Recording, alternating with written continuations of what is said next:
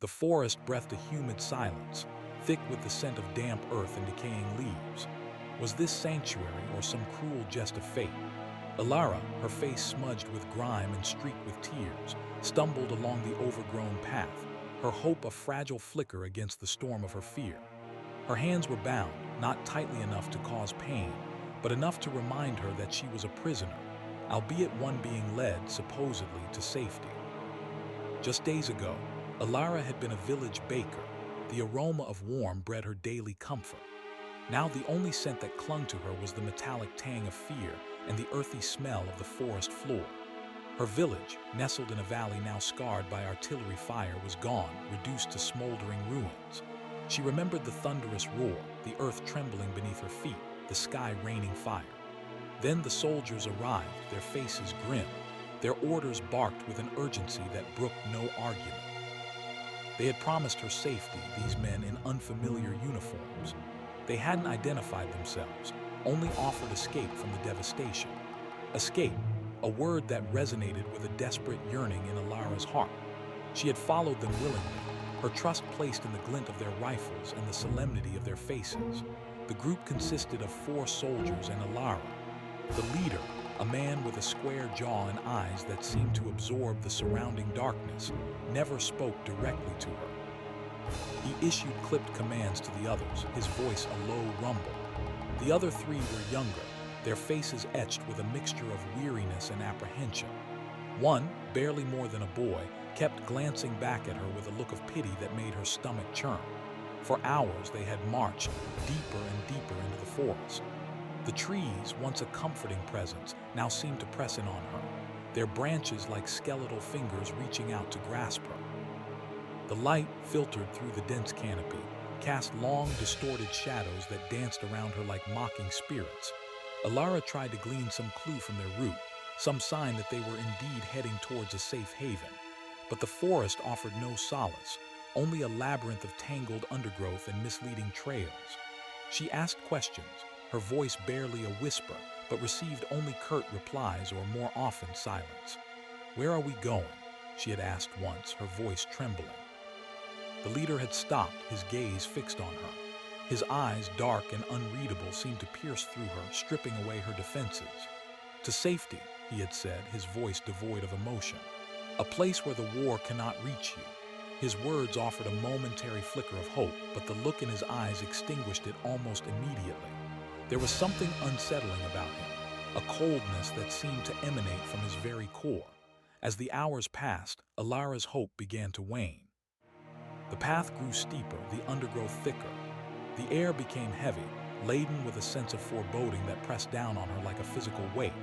Her legs ached, her lungs burned, but she dared not complain. She was at their mercy, her fate hanging precariously in the balance.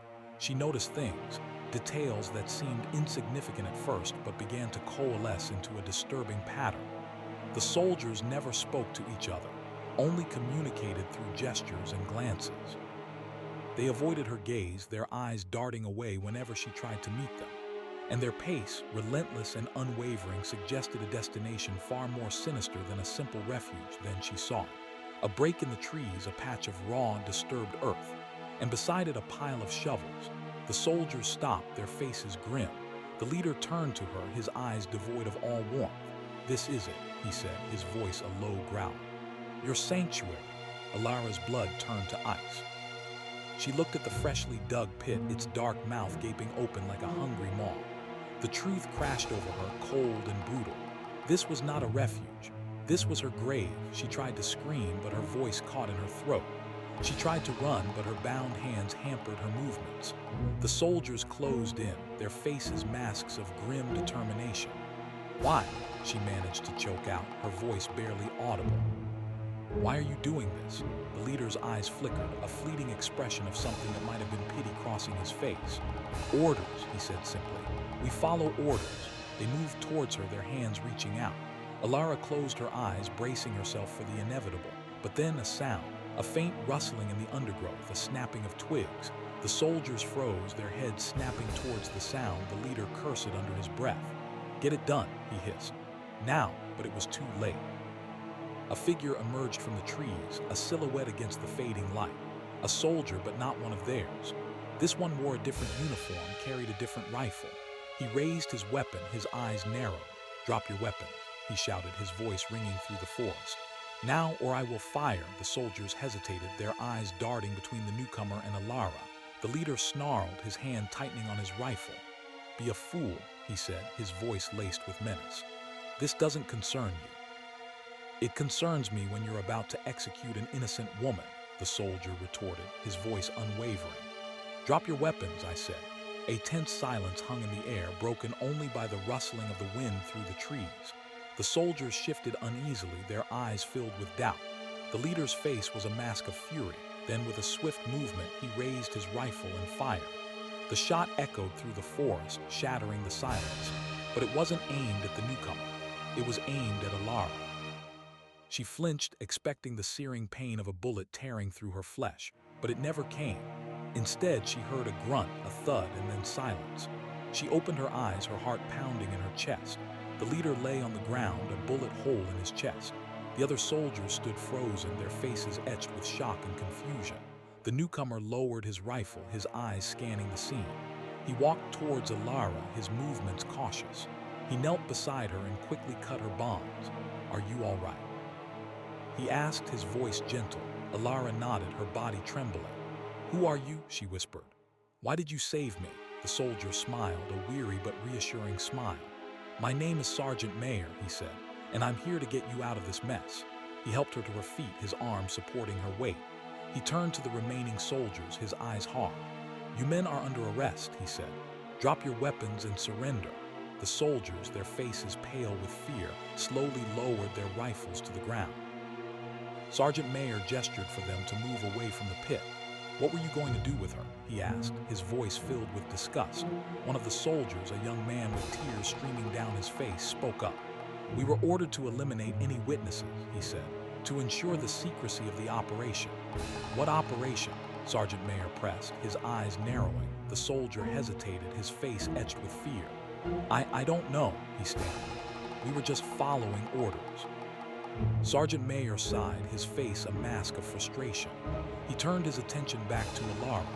"Come on," he said. "Let's get you out of here." He led her away from the pit, deeper into the forest. Alara followed him, her mind reeling. She had been spared, but at what cost? What was this operation that required such brutality?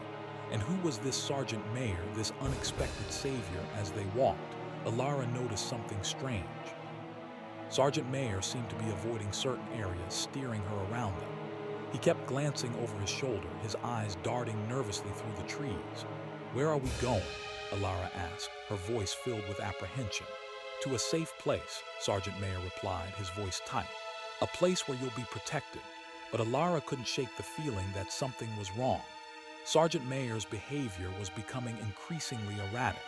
He seemed to be leading her in circles, deeper and deeper into the wilderness. Then she saw it, a sign barely visible beneath a layer of moss, a sign she recognized. It was a marker for a restricted area, a zone prohibited to all but authorized personnel. "Where are you taking me?" Alara demanded, her voice rising. "This is a restricted area. We shouldn't be here." Sergeant Mayer stopped, his face pale.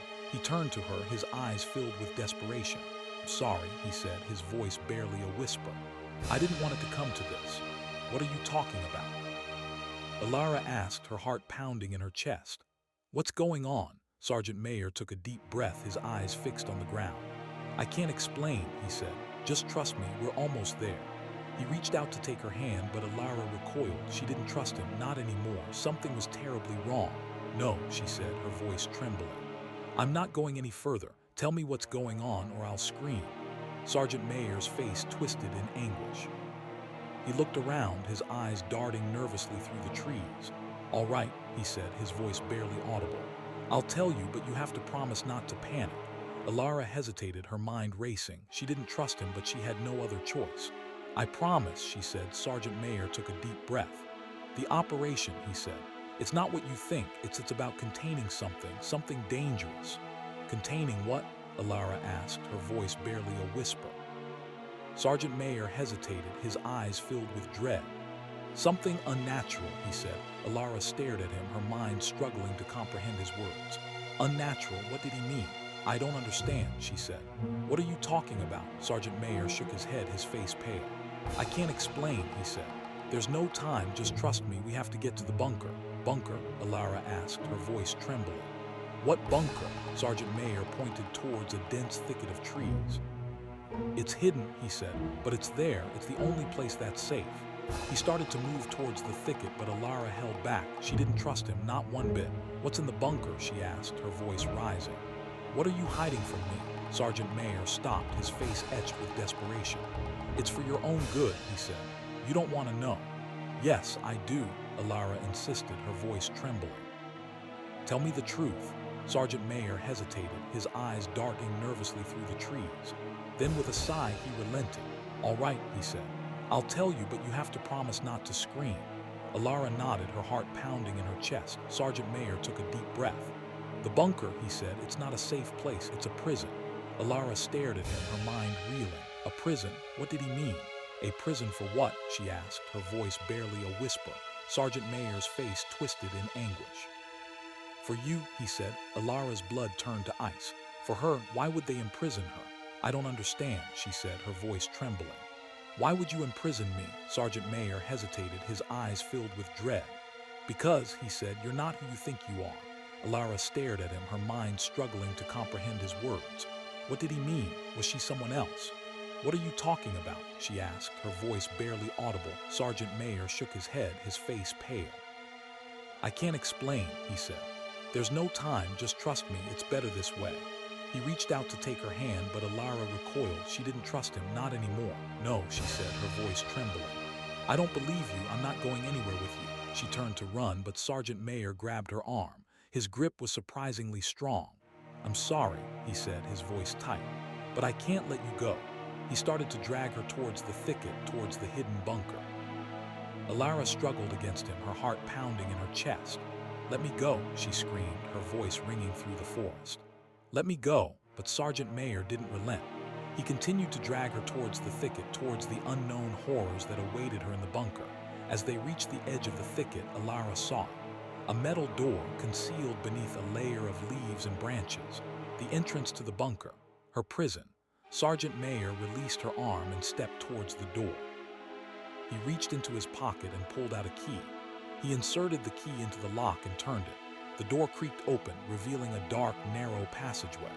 Sergeant Mayer turned to Alara, his eyes filled with a mixture of regret and determination. Come on, he said. It's time. Alara stared at the passageway, her heart pounding in her chest. She didn't want to go in there. She didn't want to be imprisoned, but she had no choice. Sergeant Mayer was determined to take her there, no matter what. She took a deep breath and stepped towards the passageway. She walked past Sergeant Mayer and into the darkness. As she walked, she noticed something strange. The air was growing colder and the walls were damp and slimy. She could hear the sound of dripping water and the faint rustling of unseen creatures. The passageway seemed to go on forever, twisting and turning through the earth. Alara had no idea where she was going or what awaited her at the end. Finally, after what seemed like an eternity, she reached a door. A heavy metal door, reinforced with steel bars. Sergeant Mayer stepped forward and unlocked the door. He pushed it open, revealing a small, bare room. The room was empty except for a cot, a table, and a chair. There were no windows, and the only light came from a single bulb hanging from the ceiling. This was it, her prison. Sergeant Mayer stepped into the room and gestured for Alara to follow.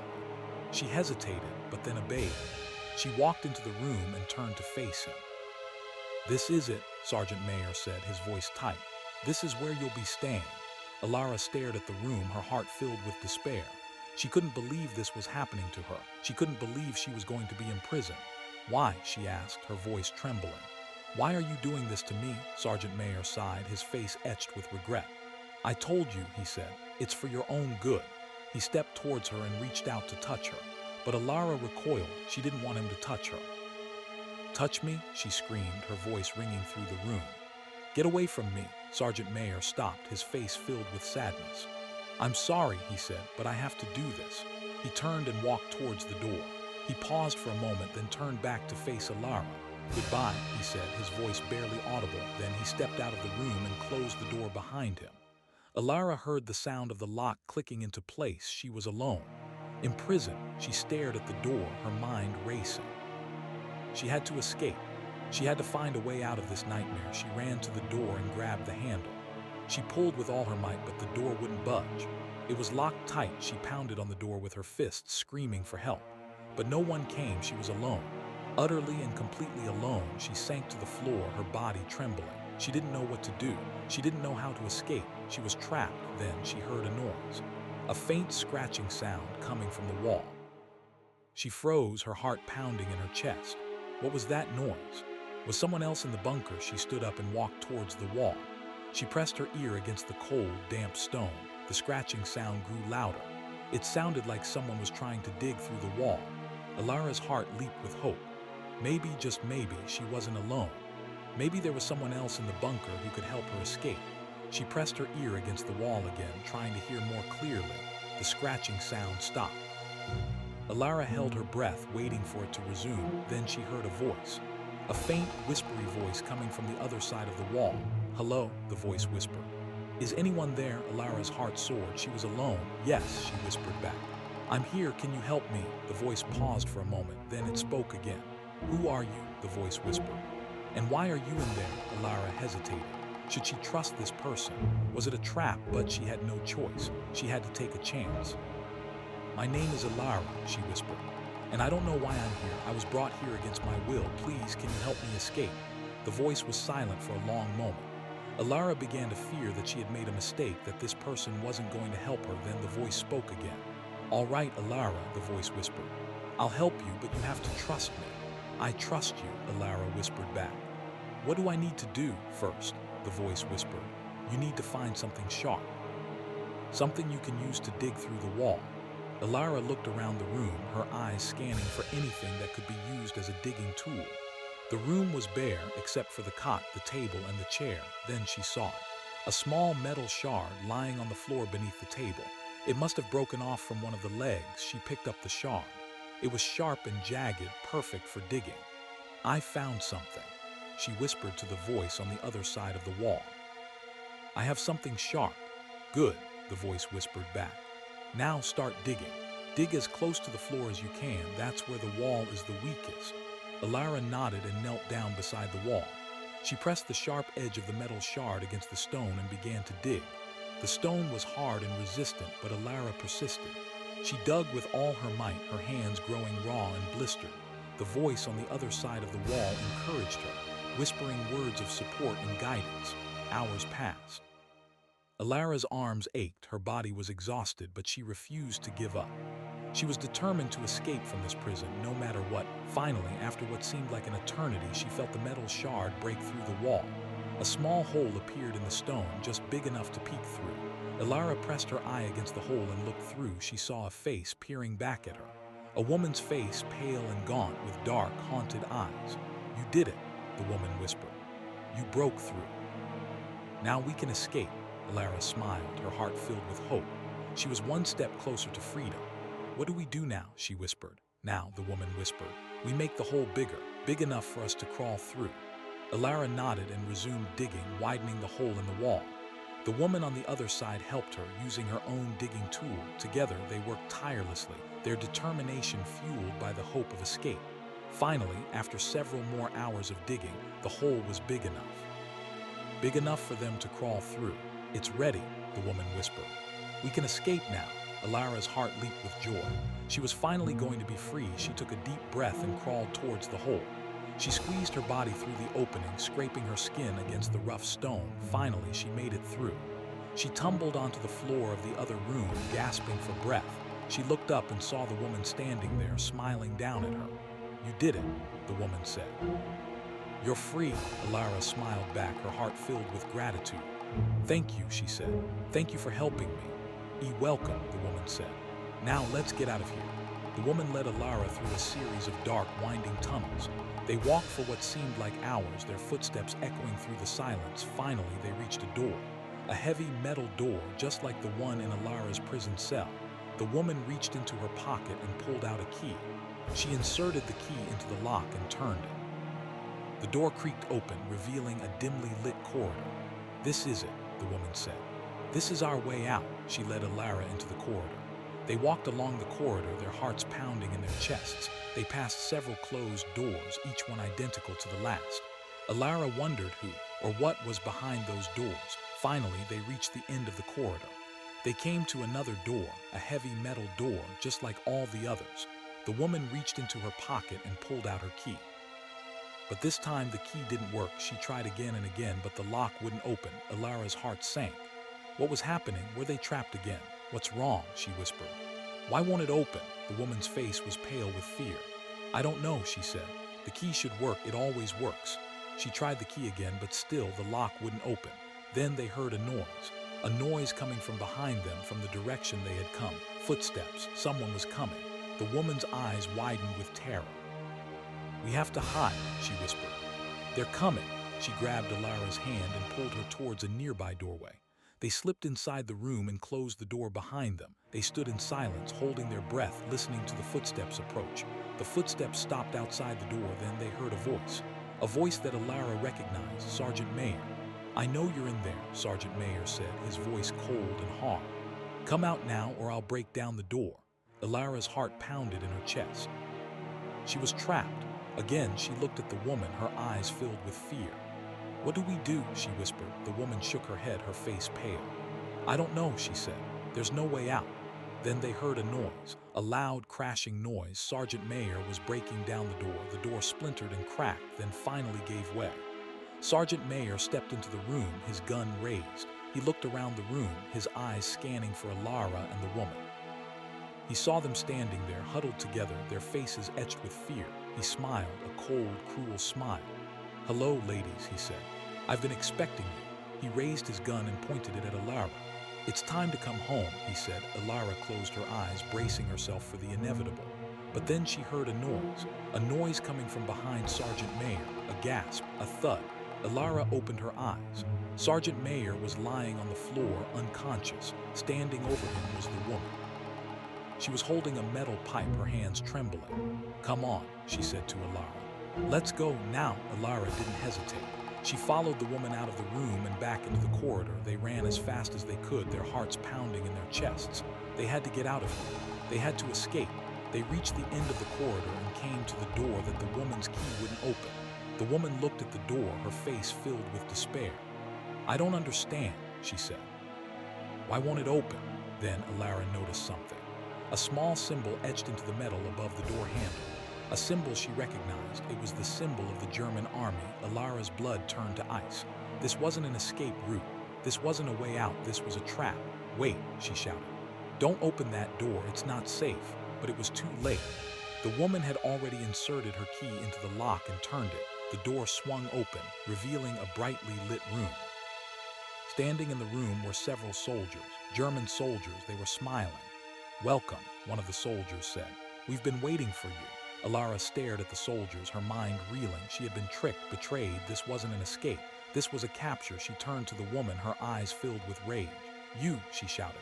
"You set me up. You led me into a trap." The woman's face twisted with guilt. "I'm sorry," she said. "I had no choice. They said they would kill my family if I didn't help them." Alara stared at the woman, her heart filled with bitterness. She had been betrayed by someone she had trusted, someone she had thought was her friend. The soldiers stepped forward and grabbed Alara and the woman. They dragged them into the room and slammed the door shut behind them. Alara looked around the room, her heart filled with despair. She was surrounded by German soldiers. There was no way out. Then she saw something that made her blood run cold. On the far side of the room, sitting behind a desk, was a man in a German uniform, a high-ranking officer, and on the desk in front of him was a file. A file with Alara's name on it. The officer looked up at Alara and smiled. "Ah, Alara," he said. "We've been expecting you." He picked up the file and opened it. He began to read, his eyes scanning the pages. Alara watched him, her heart pounding in her chest. What was in that file?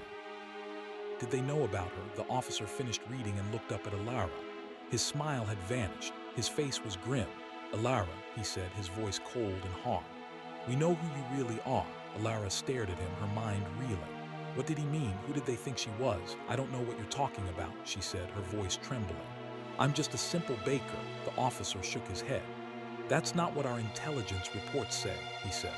According to our information, you are a spy, a saboteur, a traitor to the German Reich.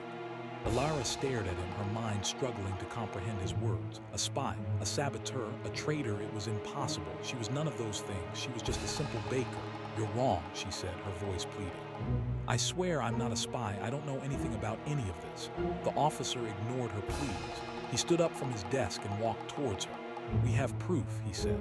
We have documents. We have witnesses. We know everything. He stopped in front of her, his eyes filled with contempt. You're going to pay for your crimes, he said. You're going to pay dearly. He turned to the soldiers and gave them an order. Take her away, he said, and make sure she doesn't escape. The soldiers grabbed Alara and dragged her out of the room. She struggled against them, but it was no use. They were too strong. They dragged her down a long, dark corridor. They came to a door, a heavy metal door, just like all the others. The soldiers opened the door and shoved Alara inside. The door slammed shut behind her. Alara looked around the room. It was small and bare, with no windows and no furniture. Just a cot, a table, and a bucket. It was a prison cell.